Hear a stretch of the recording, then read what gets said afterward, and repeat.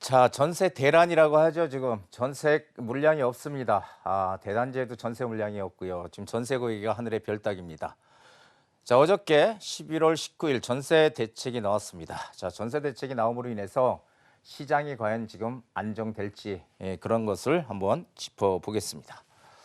자, 11, 19 전세 대책 뭐 11만 4천 채 공급하겠다. 이게 2년 동안에 공급하겠다는 겁니다. 21년, 22년도.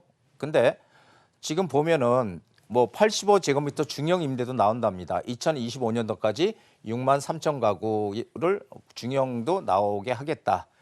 자, 그런데 전체 전세가 아니고요. 전체 물량 총 11만 4천 가구 중에서 아파트가 전국 아파트가 2만 8,890가구 그리고 서울 아파트가 3,530가구예요. 그래서 기존 공공임대의 공시를 활용해서 신축 다세대 등의 그런 물량을 확보해서 임대로 주겠다. 이런 이제 방식으로 지금 하고 있죠. 근데 서울 아파트 전체 물량이 11만 4천 가구면은 상당히 한데 아파트가 3,532가구라는 거죠. 이게 상당히 좀 문제예요. 지금 이번 전세 대책의 문제점들이 계속 지금 지적이 되고 있는데요. 자, 이겁니다. 바로 호텔, 상가, 오피스텔 등을 개조해서 청년주택으로 공급하겠다.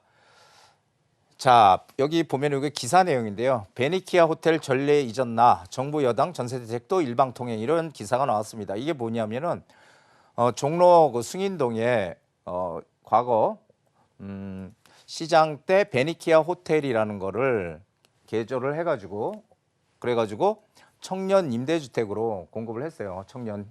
근데 이게 이제 하다 보니까 이게 월세도 비싸고 뭐 하다 보니까 이게 막 입주가 포기가 되고 해서 조금 문제가 있었다는 거죠. 그래서 이게 실효성 논란이 조금 생겼었는데 이게 정부가 지금 또 다시 한번 이 궁여지책인지는 모르겠습니다만 이런 것들을 지금 진행을 하고 있다는 거죠.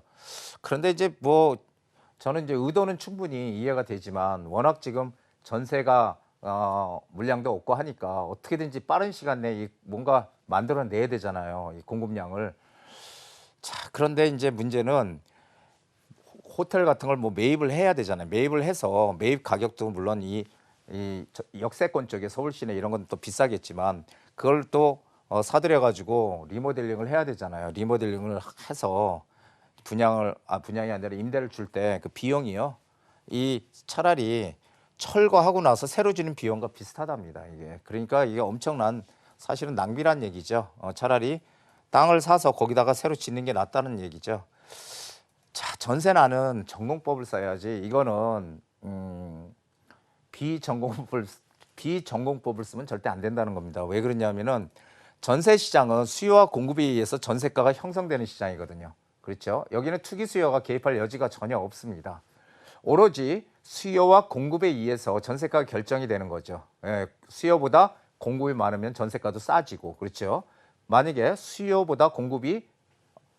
공급이 수요보다 훨씬 작으면, 수요가 훨씬 더 많으면 전세가는 높아지고 물량이 없어지는 거죠.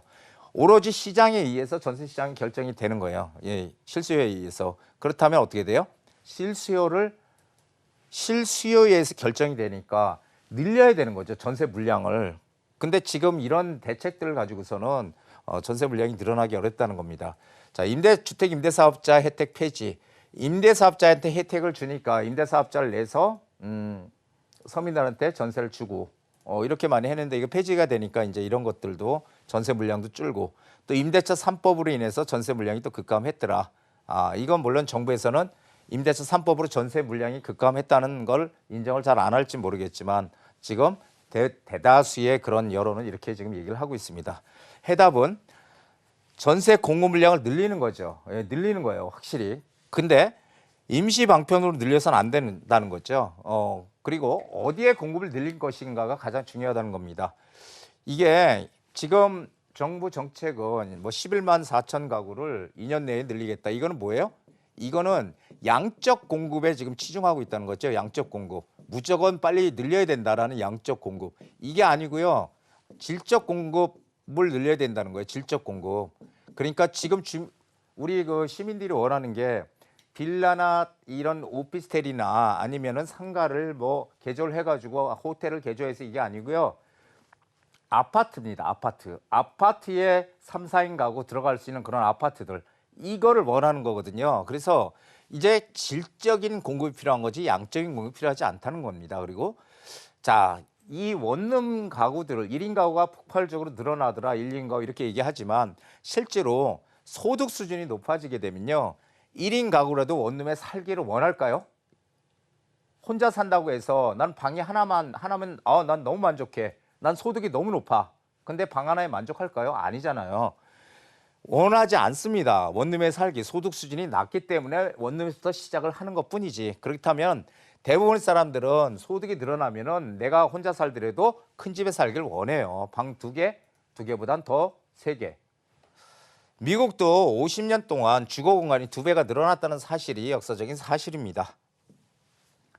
자, 전세 대책은 새 틀에서 짜야 된다고 저는 생각을 해요. 지금 가장 큰 문제는 임대차 3법 중에 2가지, 그렇죠? 계약갱신 청구권, 전월세 상한제 이게 2가지가 시행이 되면서 뭐 임대인과 임차인의 분쟁도 지금 뭐 엄청 많잖아요. 분쟁도 많아지고 그리고 물량도 없고 서로 또 들어가서 살으려고 하고 이렇게 막 되니까 지금 아주 복잡다단합니다. 그래서 기본적으로 이 전세 제도를 유지해야 된다는 거예요. 전세 제도 월세로 전환되게 놔두면 안 된다는 거죠. 그렇다면 어떻게 됩니까?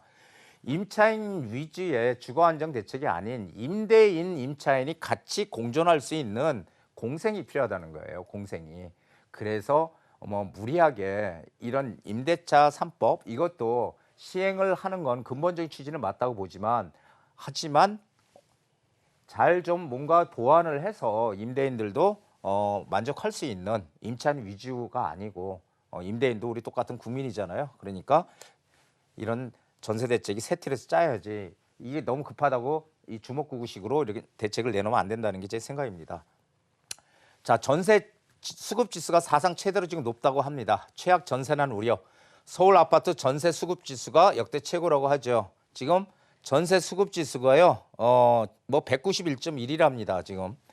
이렇게 지금 높습니다. 100보다 높으면은 전세 수요가 더 많다. 100보다 낮으면은 전세 수요가 없다라는 걸 얘기해 주는데 192이면 이제 200을 거의 눈앞에 두고 있는데 전세난이 지속될 것임을 지금 암시하고 있다는 거죠. 자, 전세가 계속오르면 어떻게 된다고 그랬죠? 일정 수준 이상 전세가 매매가를 끌어올린다. 이것을 꼭 기억을 해야 된다는 겁니다. 자, 투자 관점에서 우리 시장을 한번 보자고요. 자, 전세가는 오르고 서울의 공급 물량은 2021년도 최저입니다. 자, 2020년도에 43,944가구, 2021년도에 절반으로 뚝 떨어지고요. 2021년도에 또 떨어집니다. 2023년도에 또 떨어집니다. 수요와 공급은 부동산의 철칙이죠. 그렇죠? 그렇다면 수요가 이렇게 없어지게 되고 새 집을 못 짓는 규제가 계속 있는 한 집값은 떨어질 수가 없는 것은 기정사실일 것입니다. 자, 전세난은 매매 시장을 움직일 거고요. 매매가 대비 전세가 비율이 60%가 넘으면은 매매 시장을 움직인다. 매매가를 움직인다. 이걸 꼭 기억해 주십시오. 이것이 전세가 60% 룰입니다. 자, 정책 방향은 지금 뭘 가리키고 있다? 재개발을 가리키고 있습니다. 이런 것들은 아는 방법이 있는데요. 그건 또 나중에 말씀을 드리도록 하고 도심 낙후 지역 이런 지역에 낙후 지역 어떤 지역이요? 역세권 지역에 역세권 지하철 역세권 지역에 단독 빌라 지역 이런 데에 우리 투자처를 찾아야 된다는 게 제 생각입니다.